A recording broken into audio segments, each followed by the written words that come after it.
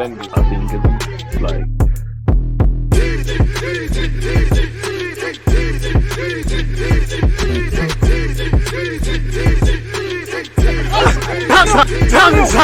People deluded, I'm back again. Come on, Ian.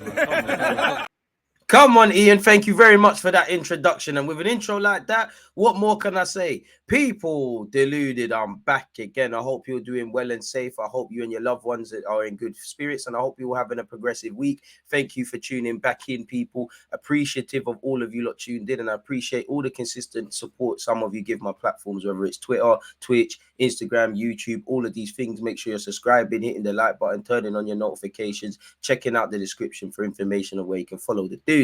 Now, football, you know, obviously Manchester United have been linked with another takeover, Qatari money. I know if I was a Manchester United fan, which I am not, I mean, you hear Qatari money, you know, your thoughts start getting aroused about signing people. I mean, Man United have spent money, but the Glazers are, you know, taking the pee a bit, really. They take a lot of profits out of the club. And I do think when you look at Man United now, you know, obviously in my 27 years, this is, you know, Man United, you look at when they signed Roy Keane for the money at the time, they've always spent money, but money doesn't always correlate to trophies, especially nowadays for Man United. And you're hearing things like, you know, Ten Hag hasn't got money in January to spend and things. It's, as a fan of the game first, Arsenal second, it's a bit weird seeing Man United ain't got bread, because them man global brand, one of the biggest clubs historically, and regardless of where they are at this moment in time and things like that. Now, if I was a Man United fan, obviously you hear Qatari money, you're going to get excited. You're going to think Ten Hag is going to be given all the tools and you're going to be able to spend money correctly and away from spending money just on transfers,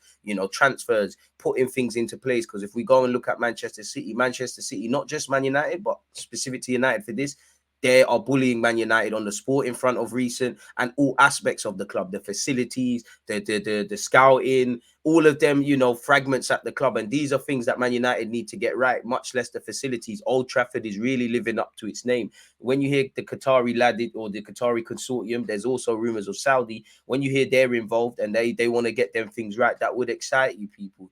And, you know, Man United have been linked with, you know, a lot of money men have been linked with the club. You know, these things take time. Obviously, the Glazers have put the club up for sale. The quicker that could be sold, the quicker that someone could come in that would invest. Because on one hand, if you not that I want to, but if you put yourself in the shoes of the Glazers, I know Man United have spent money under them and recently. Would you really want to invest, and would you really convince yourself to invest significant sums for Ten Hag if you're selling the club? If Ten Hag pulls a miracle and gets them Champions League football or win something, great. But if you know you've put the club up for sale for a few months now, you're aiming to get it done this year, you're not really going to give him significant you want to kind of significant investment, and you want to kind of cut your costs really and truly. So we'll have to see how these things develop really. But for what it's worth, initially, this is where I saw the article from Mike Keenan. Qatari investors will bid for Manchester United within days and are confident of blowing any competition out of the water, and they want to hand Ten Hag a huge transfer kitty. Now, we need to remember, a club and a business the scale of Man United, these things take time. It's not going to happen overnight. It can progress very quickly, but it's not going to happen overnight, really and truly.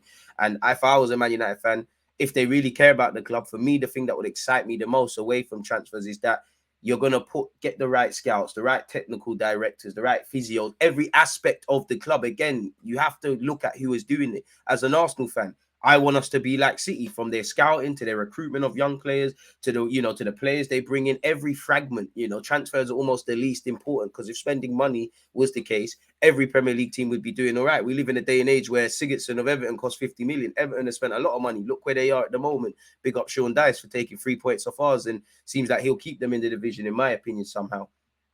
But apparently, Qatari investors are planning an incredible mega money swoop for Manchester United and want to give Ten Hag the financial backing to lead the club back to the top. Sportsmail can reveal. Sources have disclosed a group of private high-wealth individuals based in the oil-rich state, buoyed by the Qatar's hosting of the World Cup, have set their sights on the club they view as football's crown jewels. They will make an offer for United in the coming days ahead of the mid-February deadline set by the Glazers, and are confident their bid will blow the competition out the window. So yeah, there you have it.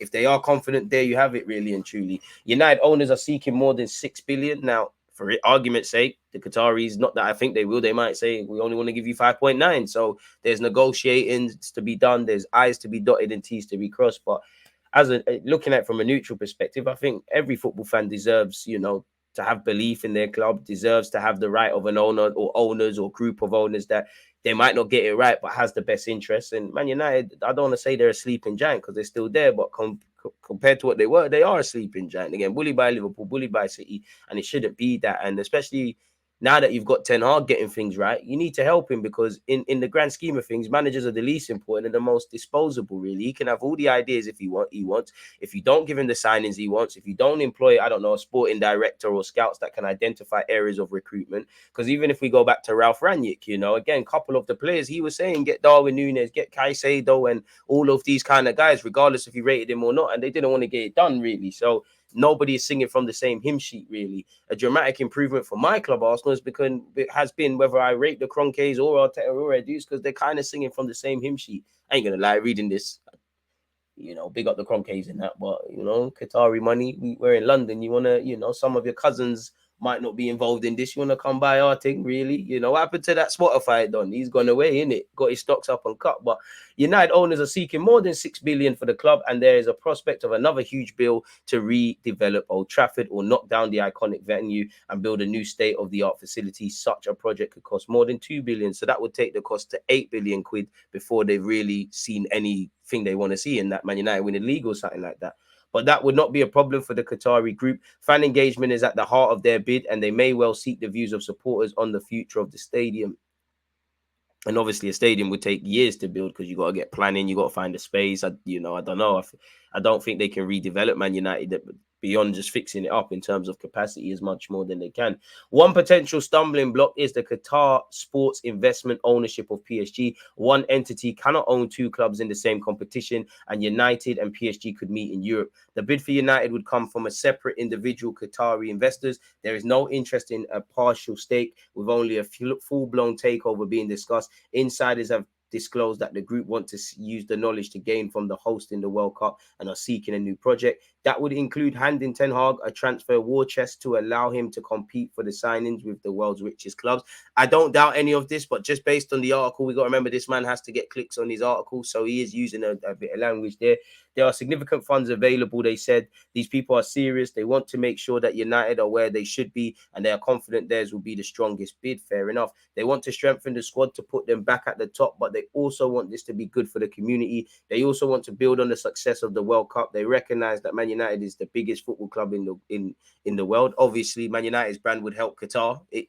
That is a reason, and a very good reason. The crown jewels, and there's a steady-minded determination to buy it and get it to where it should be. A successful bid would see Manchester's two clubs on opposite sides of the Qatari-Abu Dhabi rivalry. It would also see Qatari-owned United go up against Saudi-owned Newcastle. The Gulf neighbours are fierce rivals. The takeover would need Premier League approval and may face opposition in some quarters, given concerns over the country's human rights record. Now, again, I'm not saying they're wrong to highlight human rights, but, I do find it a bit funny because politics and football, depending on who raises concerns, you're always told to keep it out. And I do think every football club, the Premier League, everyone's hands are dirty. Every football hasn't really got morals like that in these kind of levels. So I don't know where the moral compass is drawn. And you could argue, again, it's not the same. And obviously, things are going on in the Middle East in comparison to America and things like that. But is it any different? A Qatari or Saudi Arabian lad or lady or whatever buying a club from an American or Englishman? If we really were to get in human rights, you look at England. What is one of the biggest exports of this country? Guns. You could argue, well, go on for that human rights. So I do think it is a bit funny, really and truly, depending on how you look at it, especially when these sort of things come into light, really. But we're digressing and we're going kind of left with it. But that seems to be the initial article, people. Obviously, in 2011, a bid of £1 billion was turned down by the Glazers, and considering they've now set an asking price of $6 billion, can't argue that's worked out all right, people. So it is what it is. That year, they bought a 70% stake in PSG. Although the French giants are yet to win a Champions League title, Qatari money has transformed the club into the biggest in the country and made it a global force. The Qataris face a significant rival in Jim Ratcliffe's British richest man. Others are likely to submit bids too, but the The Eno owners, no clue what that means, and lifelong United supporter, was the first to go public with his intention to buy the club. US merchant bankers Rain Group, who are handling the process and also oversaw the sale of Chelsea, have already shared financial information with interested parties ahead of the move to the next stage. No time frame has been set for completion, but the Qataris are keen for the process to reach a quick conclusion, people. So yeah, please let me know your thoughts on this, people. Man United fans, football fans, whatever. Smash the like button, subscribe, turn on your notifications. But with that being said, I've got nothing more to share with you guys. Hope you lot are doing well and safe. Hope you lot are having a progressive week. Until we meet again, folks. There's always just that active red flag defenders. I think it's like